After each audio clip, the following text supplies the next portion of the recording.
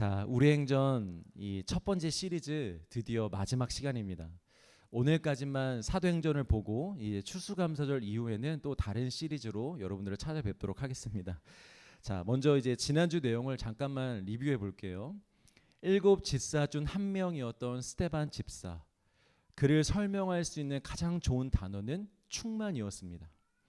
성경은 그 집사님이 성령이 충만했고 지혜가 충만했고 은혜가 충만했고 권능이 충만하다고 이야기해주고 있습니다.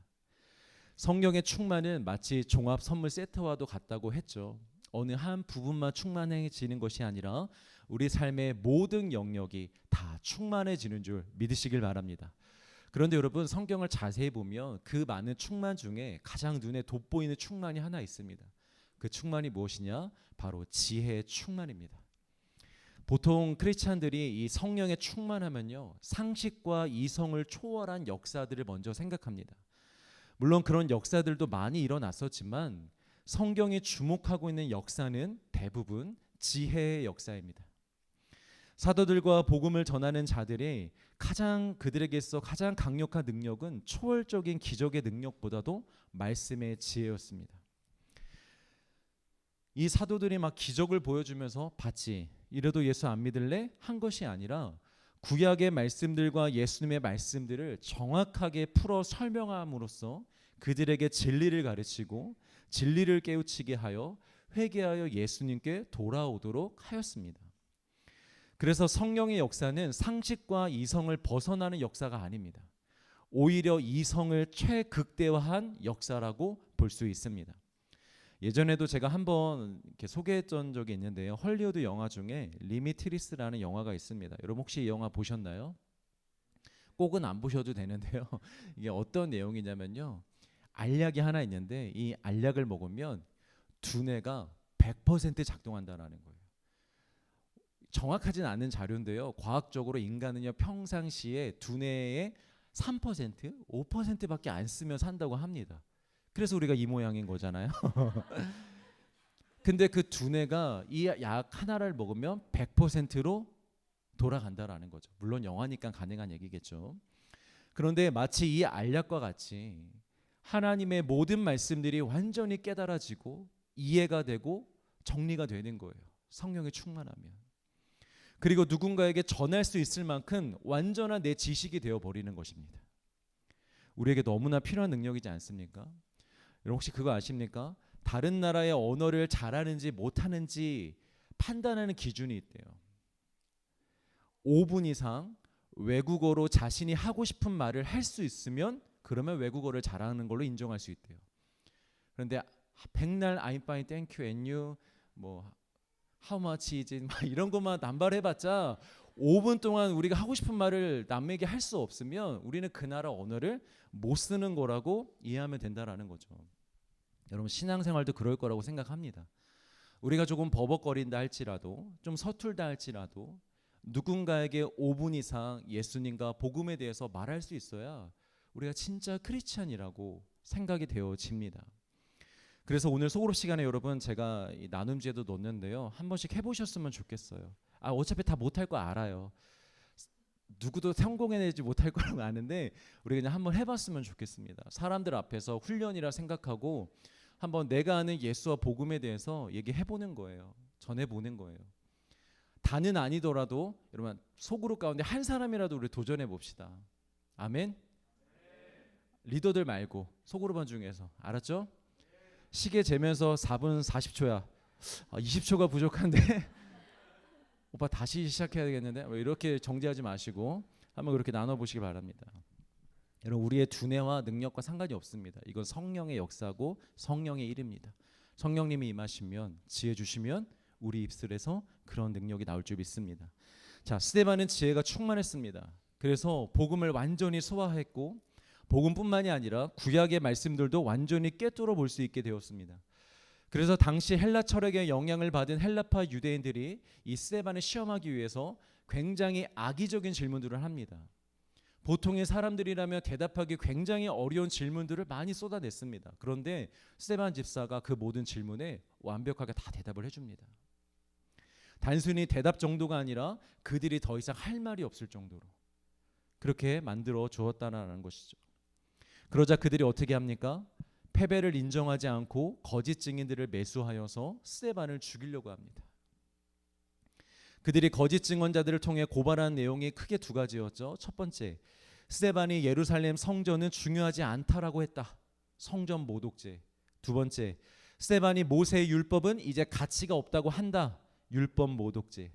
즉 스데반을 신성 모독죄로 고발하고 있는 것입니다. 그리고 스데반이 그 고발을 당하고 공에 끌려가게 되면서 오늘 본문이 시작이 되는데요. 우리 1절 말씀을 같이 읽겠습니다. 시작. 스데반이 이르되 여러분 부형들이여 들으소서. 우리 조상 아브라함이 하란에 있기 전 메소포타미아에 있을 때에 영광의 하나님이 그에게 보여. 자, 여기 대제사장이 나옵니다.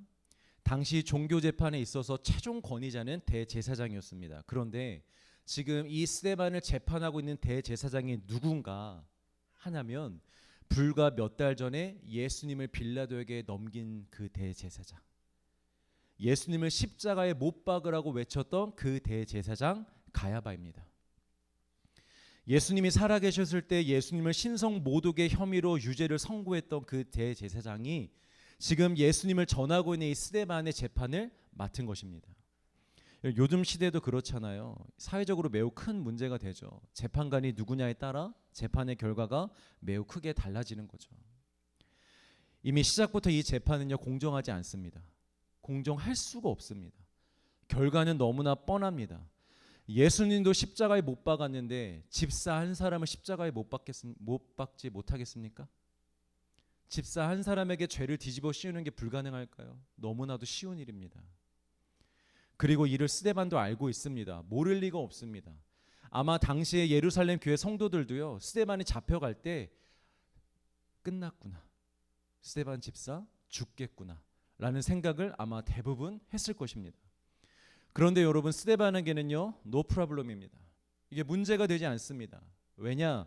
그는 이미 정답의 인생만 살기로 뜻을 정했기 때문이고, 그 정답이신 성령님께서 지금 스데반을 강력하게 붙잡아 주고 계시기 때문입니다. 그래서 내가 죽는다 할지라도, 내가 이제 곧 죽을 것 같지만 그것이 전혀 문제가 되지 않는 것입니다. 우리 야고보서 1장 14절 말씀을 같이 한번 읽어보겠습니다. 오직 각 사람이 시험을 받는 것은 자기 욕심에 끌려 미혹됨이니. 자, 여러분 기억하십시오. 같은 상황이어도 누군가에게는 시험이 되는 걸림돌이 되고, 같은 상황이어도 누군가에게는 영광으로 가는 디딤돌이 됩니다.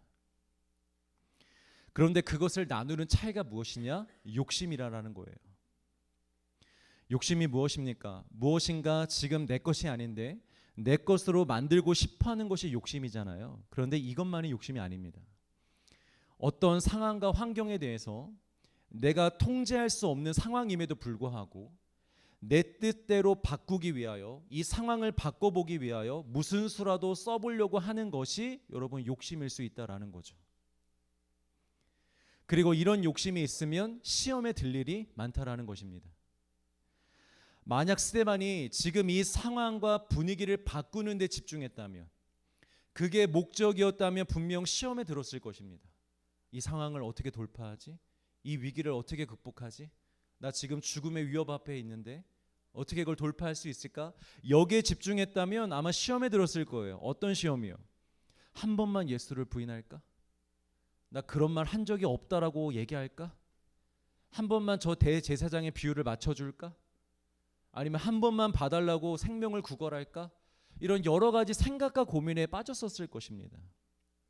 그런데 스데반에게는 이런 고민이 들지 않습니다. 왜냐? 스데반 안에 욕심이 없었기 때문이에요. 스데반은 지금 이 상황을 바꾸려고 하지 않습니다. 죽으면 죽으리라, 맞으면 맞으리라, 욕하면 욕 먹으리라, 내가 이 상황을 바꾸지 않으리라. 바꾸려고 하는 욕심이 없습니다. 그저 스데반 마음에는 어떤 마음만 있느냐? 그들에게 복음을 전하리라. 그들에게 예수의 생명의 복음을 전하리라. 이 마음 하나만 가지고 있는 것입니다. 사랑하는 성도 여러분, 우리 안에 있는 모든 욕심을 내려놓으시기를 주의 이름으로 축복합니다. 더 가지려는 마음, 더 높아지려는 마음, 내가 주인이 되려는 마음, 그 마음이 우리를 시험으로 끌고 갑니다. 노력하지 말라는 소리가 아닙니다. 단지 그 어떤 것보다 하나님이 늘 우선되도록 하라는 것입니다. 하나님을 더 얻기를, 하나님을 더 만나기를, 하나님을 더 찬양하기를, 하나님을 더 의지하기를 그 마음으로 살아갈라는 것이죠. 또한 여러분, 지금 우리의 상황과 환경을 우리가 통제하거나 너무 바꾸려고 애쓰지 마시길 바랍니다. 상황과 환경을 무시하라는 소리가 아닙니다. 하나님께 맡기라는 것입니다. 내가 아무리 걱정하고 붙든다고 한들 상황과 환경은요 잘 안 바뀝니다. 여러분. 우리 지금까지 경험하면서 살아왔잖아요. 내가 고민한다고 내 옆에 있는 사람이 바뀌던가요? 내가 염려한다고 내가 하고 있는 일이 잘 되던가요? 되지 않습니다, 여러분. 그럴 시간에 우리 모든 것들을 하나님께 맡겨드렸으면 좋겠습니다. 그러면 여러분 시험에 들 일이 없습니다. 감사와 기쁨과 우리 삶의 예배만 흘러 넘치게 될 줄 믿습니다. 여러분 하나님께 맡기세요. 하나님은 일하시는 분이십니다. 하나님은 가만히 앉아 계셔서 우리의 예배만 받기를 원하지 않으세요. 하나님은 적극적으로 여러분들의 삶에 개입하셔서 삶으로 들어가셔서 하나부터 열까지 도와주시고 함께 하시고 역사하시기를 원하십니다. 하나님이야말로 워커홀릭이세요, 여러분. 하나님 좀 가만히 계세요 이러지 마시고 하나님께 여러분 일을 맡겨보십시오. 내가 아니라 하나님이 일하도록 우리 그렇게 맡길 수 있는 성도님 되시길 주의 이름으로 축복합니다. 그런데 우리를 보면 시험에 들 때가 참 많죠. 우리 삶을 보면 이제 그 시험에 자주 드는 인생을 여러분 멈춰야 됩니다. 여러분 한번 생각해 보시겠어요? 평생 대학에는 안 들어가, 사회 진출은 안 해, 그냥 평생 죽어라 공부만 하는 거예요. 평생 시험 준비만 하고 매년마다 시험만 본다고 생각해 보십시오. 할아버지 이 새벽부터 어디 가세요? 나 94번째 수능 보러 가. 여러분 매년 이렇게 시험 공부만 하고 시험만 본다라고 생각하면 여러분 그 인생이 얼마나 비참합니까? 마찬가지입니다. 매번 시험에 드는 신앙생활에서 벗어나시길 바랍니다. 이제 시험을 끝내시고 가나안에 들어가십시오. 가나안에 들어가셔서 믿음으로 여러분들의 삶을 정복하고 다스리는 세계로 나아가시길 바랍니다. 하나님 나라의 귀한 일꾼이 되어서 영적 사회에 여러분 진출하시길 바라요. 고작 나은 사람 내 인생 가운데 시험만 감당하는 자가 아니라 늘 시험에 걸려 넘어지는 인생이 아니라 영적 사회 하나님의 나라에 진출해서 담대하게 멋있게 하나님 나라를 이루어가는 그런 인생들이 되시길 소망합니다. 자, 스데반은요 조금도 시험에 들지 않았어요. 그리고 자신의 변론을 시작합니다. 아까 1절 말씀을 다시 띄워주시겠어요? 자, 첫 시작을 어떻게 하냐면요 부형들이여 들으소서라고 시작합니다. 쉐마, 들으라. 구약 성경에서 가장 중요한 말씀 중 하나죠. 쉐마. 여러분 이 쉐마는요 단순히 귀를 열고 이 소리를 한번 들어보라는 게 아닙니다. 이 쉐마의 의미는 어떤 의미가 있냐? 마음과 뜻과 힘을 다하여 지금 너의 귀에 들리는 소리에 집중하라. 그리고 그 말씀에 순종하라입니다. 듣는 것만이 아니라 단순히 듣기만 하는 것이 아니라 내 모든 마음을 동원하여 집중하여 이 말씀을 듣고 주님 내가 순종하겠나이다 라는 마음으로 그 소리를 들으라. 이게 바로 쉐마입니다. 여러분 우리는 하나님의 모든 말씀을 listening, hearing이 아니라 쉐마로 들을 수 있어야 됩니다. 믿으시길 바랍니다. 한번 들어보고 감동이 되면 이 목사님 설교 좋은데 이런 감동이 있으면 내가 한번 그렇게 살아보겠습니다 라는 마음이 아니라 어떤 말씀이든지 주님 내게 명령하시면 말씀하시면 내가 순종하겠나이다 라는 마음으로 들어야 된다라는 거예요. 우리가 아까 찬양을 불렀죠. 날 사랑하심 어디에 써있네? 근데 성경에 어디 써있어요 여러분? 하나님이 여러분들 사랑한다고 성경에 어디 써있어요? 효정아 내가 널 사랑한다 라고 성경에 어디 써있어요? 근데 우리가 이렇게 믿을 수 있는 근거가 뭐예요? 이 말씀이 지금 나에게 주시는 말씀으로 우리가 받기 때문이잖아요. 그 마음이 늘 있어야 된다라는 거예요. 내가 필요할 때만이 아니라 하나님의 모든 말씀은 지금 나에게 주시는 말씀입니다라는 그 믿음이 있어야 한다라는 거죠. 믿으시길 바랍니다. 자, 그런 면에서 스데반은 지금 단순히 자기 변론을 하려는 것이 아니라 변론을 넘어서 그들에게 복음을 전하고 그들이 변화되기를, 그들이 예수님께 돌아오기를 소망하면서 얘기하고 있는 것입니다. 여러분, 하나님의 뜻은 모든 사람이 구원을 받고 은혜를 받기를 원하십니다. 예수님의 입장에서는 예수님을 팔아넘긴 유다나 예수님을 십자가에 못 박은 종교 지도자들이나 직접 못 박은 로마 군병들이나 아니면 예수님을 따르던 사람들이나 제자들이나 그리고 지금 이 자리에 앉아있는 여러분들이나 예수님에게는 다 똑같은 사람들입니다. 다 똑같이 구원받아야 되는 사람, 다 똑같이 죄를 용서해 줘야 되는 사람, 다 똑같이 은혜가 필요한 사람일 뿐입니다. 여러분, 성령의 사람이 되면요, 이게 이해가 되는 거예요. 인간에 대한 이 생각이 이해가 되는 거예요. 그래서 교만함에서 나오는 마음, 나는 이제 구원받아서 괜찮은데 너희들은 아직 불쌍하다, 이런 교만한 마음이 아니라 우리 모두는 같은 존재이고 같은 처지임을 알고 우리 함께 하나님 붙잡고 살아갑시다. 저도 연약하고 저도 부족하고 우리 모두 다 그렇습니다.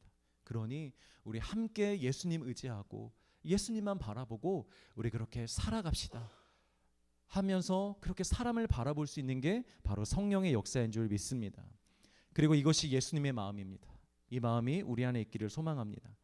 자, 스데반은 지금 자기 자신이 살기 위해서 변호하려는 게 아니라 그들을 불쌍히 여기고 그들에게 사랑의 복음을 전하고자 설교를 시작합니다. 내용이 매우 긴데요, 사도행전에 나오는 설교 중에 가장 깁니다. 그래서 이걸 제대로 다 보려면 시리즈가 끝날 수가 없었기 때문에 제가 핵심만 정리해서 여러분에게 설명해 드리고, 대신에 여러분 집에 가셔서 오늘 밤에 꼭 한번 읽어보시길 바랍니다. 자, 첫 번째, 스데반의 설교의 맥락, 우리가 첫 번째 이해해야 될 게 이스라엘의 역사를 처음부터 짚어주고 있다라는 겁니다.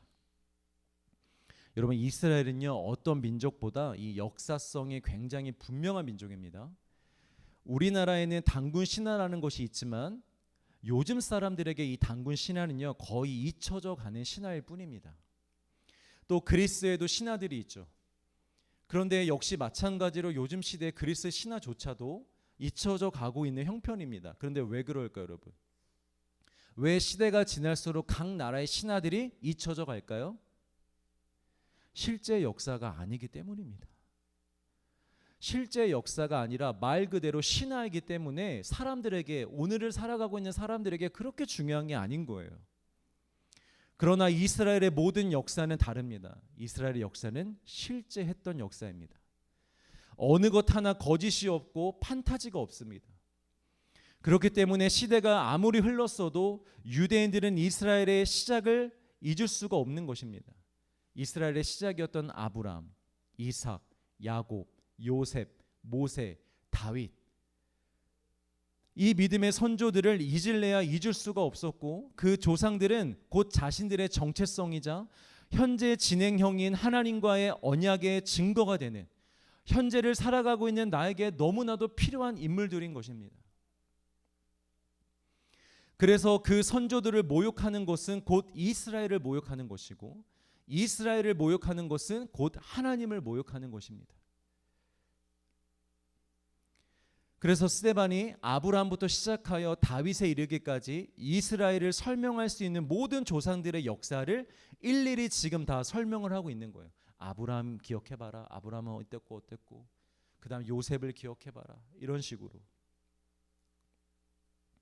이 내용들을 잘 보시면요, 여러분, 우리가 모르는 내용이 전혀 없습니다. 뭐 깊이 있게 해석하거나 하는 내용들도 없습니다. 누구나 듣자마자 그렇지, 맞아, 이런 일이 있었지, 우리도 그렇게 받아들일 수 있을 만큼 너무 심플한 역사들을 얘기해주고 있습니다. 자, 두 번째, 그러면 이렇게 누구나 다 아는 역사를 나열하고 있는 이유가 뭘까요? 지금 내가 죽게 생겼는데 왜 스데반은 지금 이 역사들을 이렇게 나열하고 있을까요? 기본적으로 본인도 같은 유대인으로서 이스라엘의 역사를 부정하는 것이 아니라는 것을 인지시켜주기 위함이고요. 여기에 더해서 그들이 가장 잘 아는 사람, 그들이 가장 잘 아는 이야기를 통해서 하나님이 어떤 분이셨는지, 하나님이 어떻게 일하시는 분이신지를 설명해 주고 있는 것입니다. 역사 속에 답이 있음을 얘기해 주는 거죠. 여러분 지난 수요일에도 말씀드렸죠. 우리가 지금까지 들은 모든 말씀 속에 우리를 구원케 하고 성령의 사람으로 살게 하며 우리의 신앙이 자라게 하고 하나님의 영광을 향해 나아가도록 하는 정답이 다 들어있다고. 우리에게 새로운 정답이 필요한 게 아닙니다. 새로운 은혜가 필요한 게 아닙니다. 이미 우리에게 주신 모든 말씀과 은혜 속에 모든 정답이 있습니다. 여러분 믿으시길 바랍니다. 스데반도 이걸 아는 거예요. 새로운 지식이 필요한 게 아니야. 이미 너희들이 알고 있는 그 역사 속에 이미 답이 있다라고 정답을 찾아주고 있는 것입니다. 자, 세 번째, 스데반의 설교 맥락. 그러면 정답이 대체 뭐냐? 네가 정말 말하고 싶은 그 정답이 뭐냐? 자, 우리 답을 확인하기 전에 문제가 뭐였는지를 다시 한 번만 기억하고 답을 봅시다. 두 가지였죠. 성전에 관한 문제. 두 번째, 율법에 관한 문제. 이 문제들에 대한 스데반의 답입니다. 지금부터 잘 들어보십시오, 여러분. 이스라엘의 시작 아브라함을 한번 기억해 보자. 우리 아브라함이 처음부터 이 땅에 살았니? 아니잖아. 아브라함은 처음에 이 땅에 살지 않았어. 그는 이방 땅 우상들을 섬기는 메소포타미아에 있었어. 그런데 하나님이 그곳에 찾아가셔서 그곳에 임재하셨고 그곳에서 아브라함을 만나 주셨잖아. 그리고 아브라함이 약속의 땅으로 오던 중에 하란 땅에도 머물러 있었지.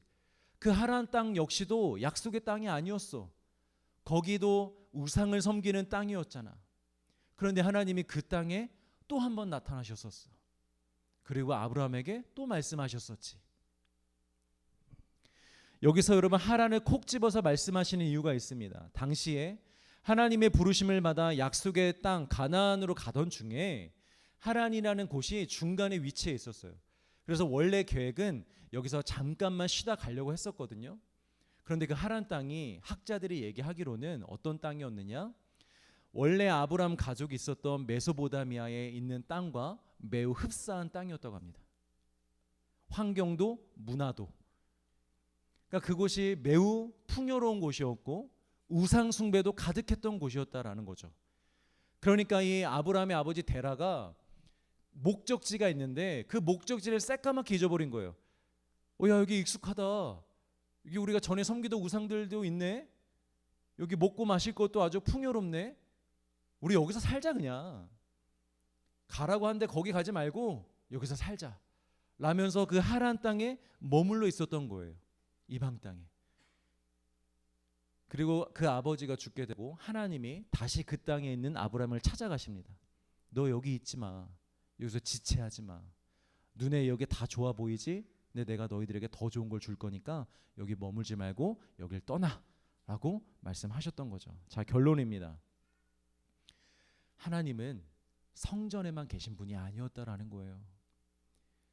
성전이 없었을 때, 약속의 땅이 아니었을 때에도 하나님은 사람들에게 임재하셨고 말씀하셨다라는 것입니다.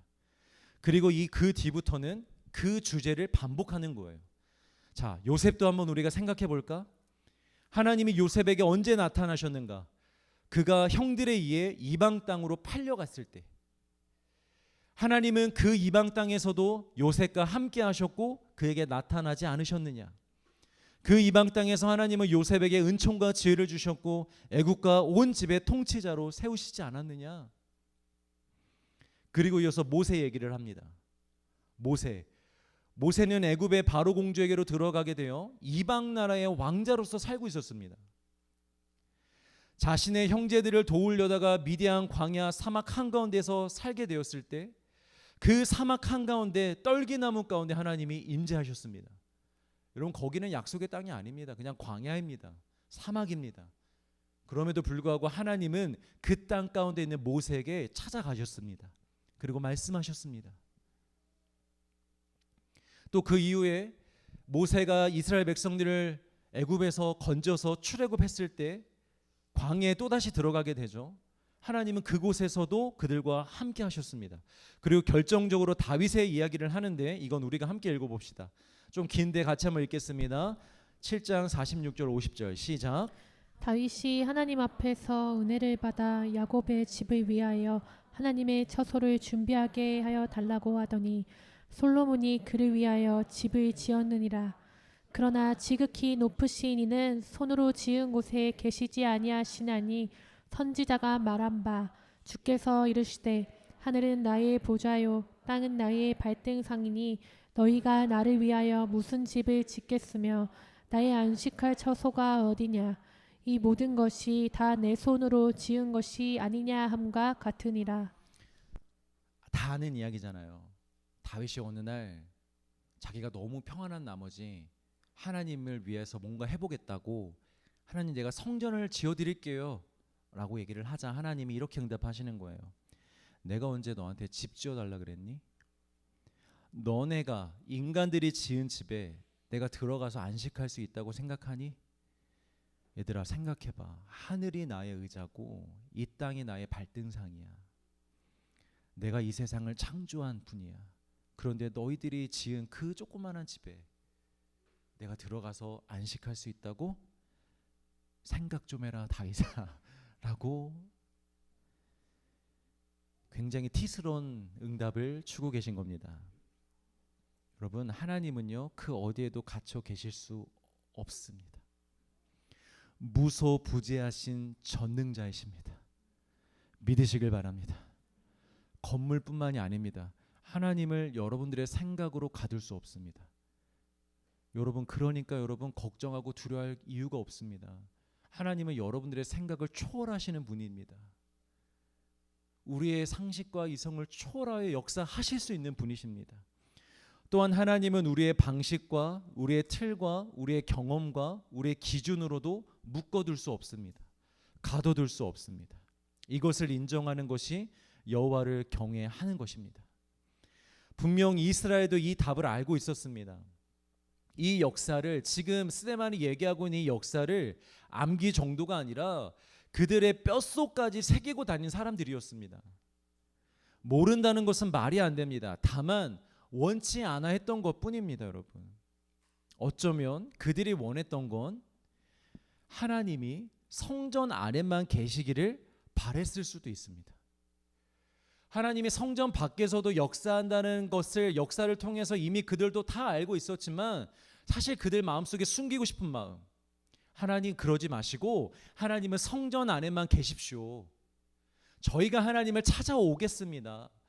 그럴 때만 우리를 만나주시고 그럴 때만 우리에게 역사해 주시고 우리 삶의 자리까지는 굳이 하나님 오지 않으셔도 됩니다.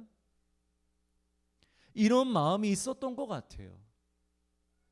여러분 우리도 그럴 때가 있지 않나요?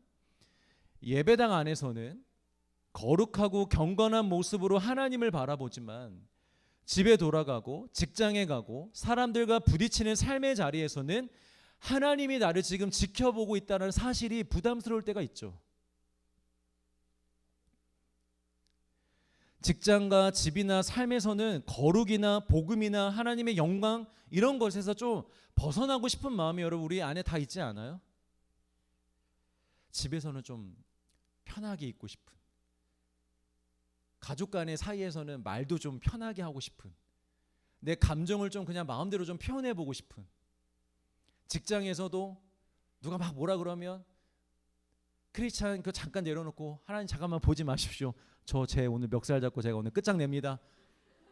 이러면서 데려가고 싶고 옥상으로 하나님이 그때는 보지 않기를 원하고 이런 마음들이 우리 안에 분명히 존재한다라는 거예요.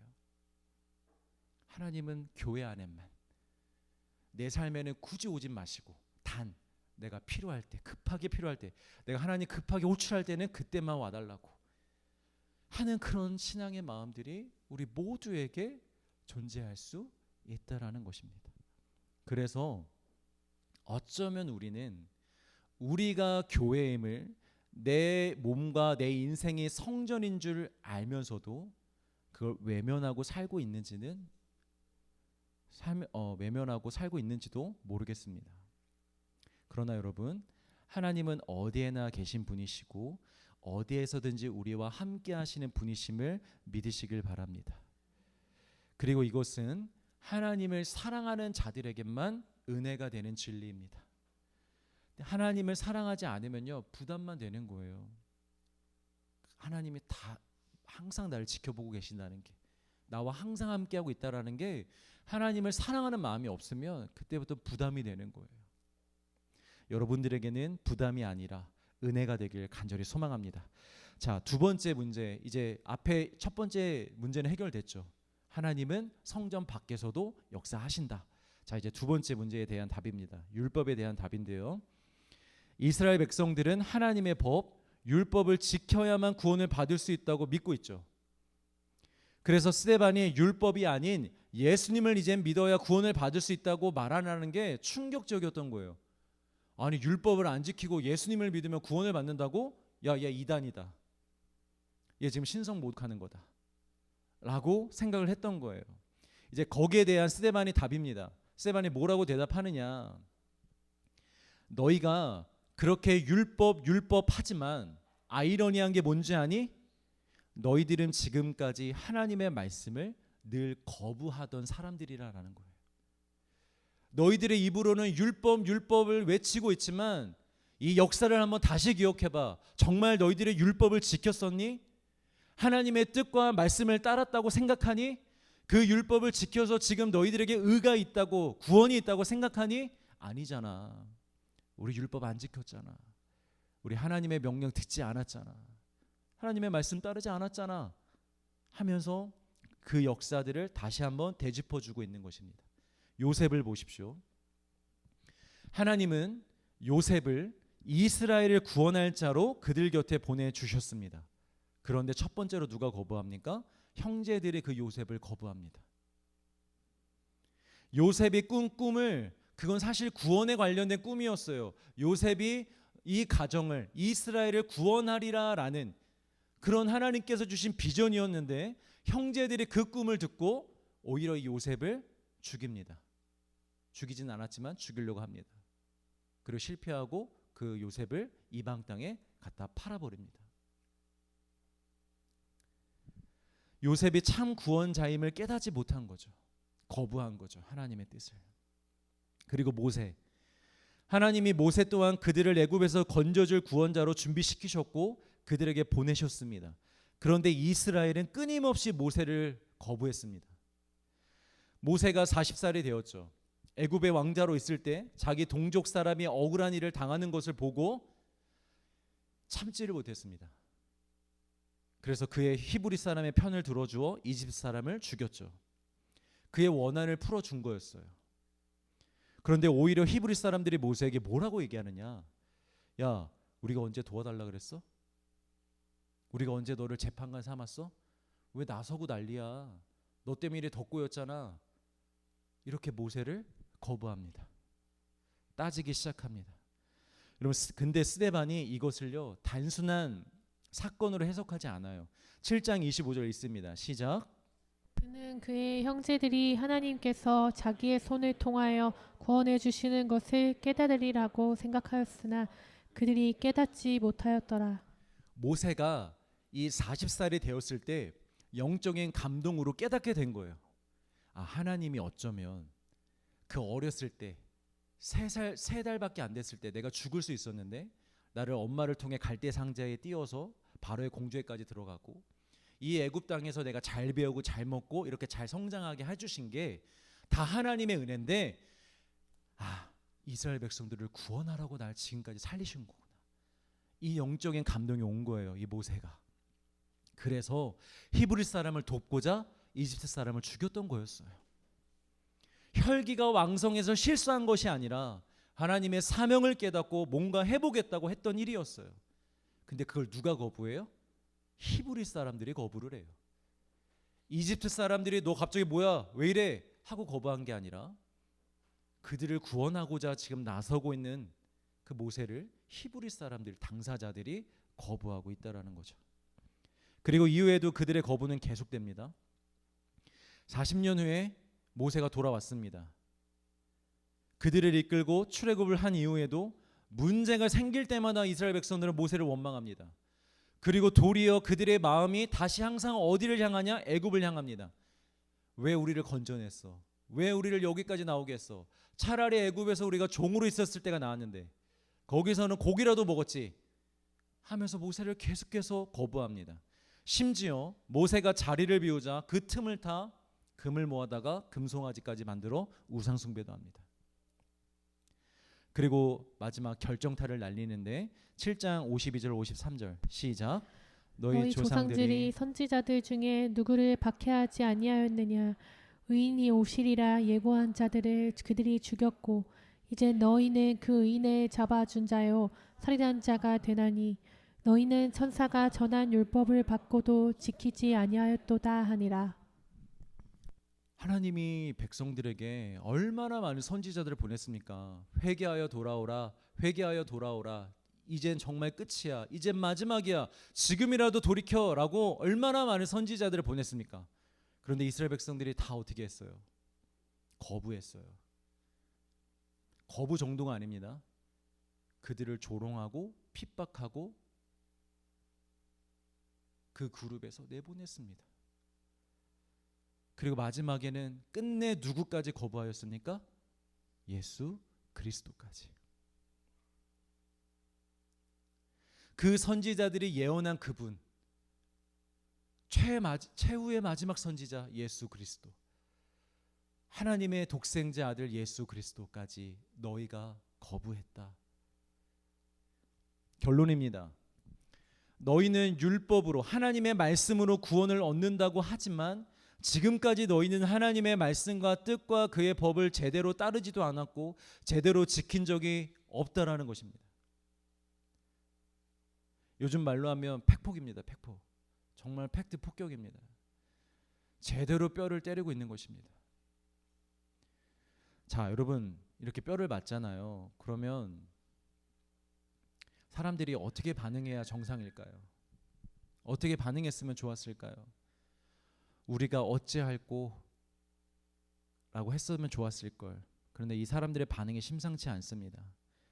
그들이 이 말을 듣고 마음에 찔리기는 했는데 스데반을 향하여 이를 갑니다. 이 말을 듣고 우리가 죄인이군요 하고 회개한 것이 아니라 그 말을 듣고 내가 너 반드시 죽인다 하며 이를 갑니다. 여러분 누군가는요 말씀이 마음에 찔리면 회개를 하지만 누군가는 말씀이 마음에 찔리면 이를 갑니다. 왜 이런 말씀을 전해? 나 그렇게 못 살아. 난 그렇게 안 살 거야 하면서 더 하나님을 거부하는 마음을 가지고 삶으로 돌아가는 크리스찬들이 있다라는 거예요. 여러분 이 시간 간절히 소망합니다. 여러분들은 찔림을 받으셨을 때 하나님 앞에 무릎 꿇는 자들 되시길 주의 이름으로 간절히 소망합니다. 찔렸을 때 아프다고 도망가지 말고, 찔렸을 때 괴롭다고 기분 나쁘다고 도망가지 말고, 하나님 이게 나의 실체였군요. 내가 지금 죽음을 향해 가고 있었군요.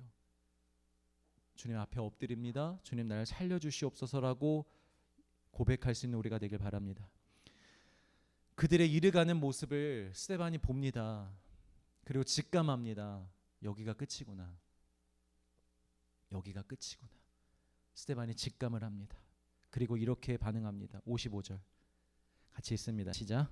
스데반이 성령 충만하여 하늘을 우러러 주목하여 하나님의 영광과 및 예수께서 하나님 우편에 서신 것을 보고. 여러분 그 순간에 성령님이 충만히 역사하셨습니다. 원래도 성령 충만했지만 특별히 성령님도 그 순간이 중요하다는 거 알고 계셨어요. 그래서 스데반에게 성령의 충만함의 능력을 다시 한번 쏟아 부어주십니다. 성령의 충만, 성령의 충만. 스데반아 성령 충만하라 부어주십니다. 그런데 여러분 보십시오. 성령이 충만하여 스데반을 위기에서 건져주시는 게 아닙니다. 스데반이 성령이 충만하여 그 위기를 넘어가게 하신 게 아닙니다.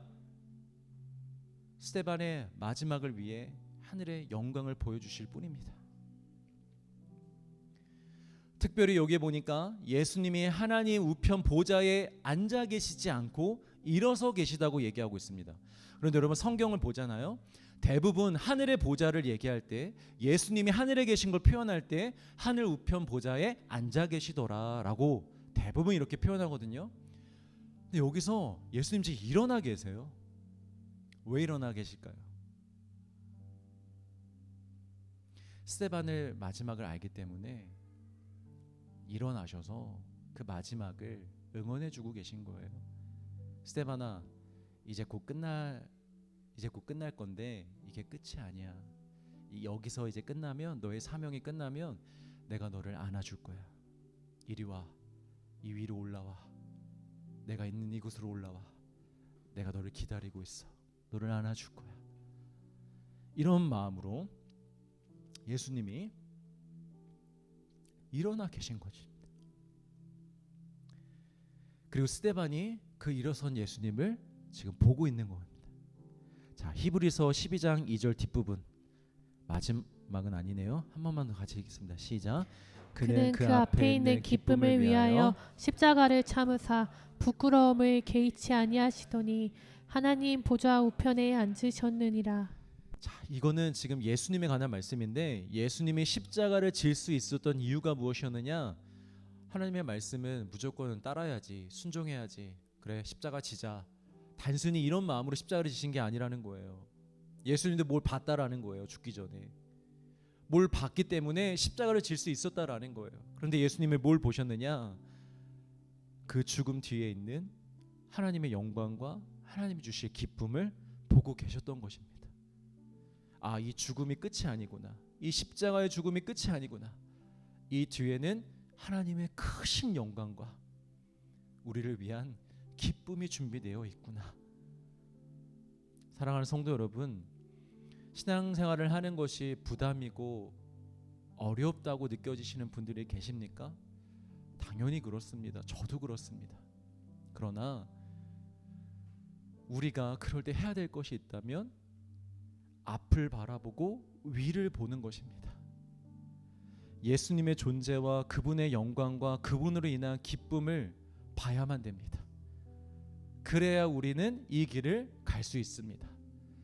그런데 그 영광과 기쁨을, 예수님의 존재 자체를 바라보지는 않고 나 자신만 바라보고 내 환경만 바라보고 이 땅만 바라보면서 아무리 기도해도 여러분 그게 되지가 않는 거예요. 늘 두렵고 늘 부담이고 늘 어려운 거예요. 근데 눈을 들어야 됩니다, 여러분. 하늘을 보셔야 됩니다. 예수님을 바라보셔야 되고 하나님의 영광을 바라보셔야 됩니다. 그러면 우리 마음에 힘이 생깁니다. 힘이 생깁니다. 능력이 생깁니다. 소망이 생깁니다. 세상도 감당할 수 없는 여러분 능력이 생기는 줄 믿으시길 바랍니다. 우리는 그 능력으로 사는 사람들이에요. 여러분, 하나님은 단 한 번도 우리에게 그냥 따라, 그냥 해라고 말씀하신 적이 없습니다.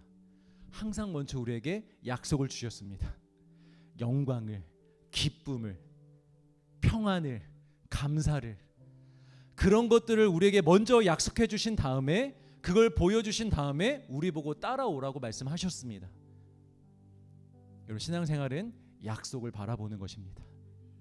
영광을 바라보는 것입니다.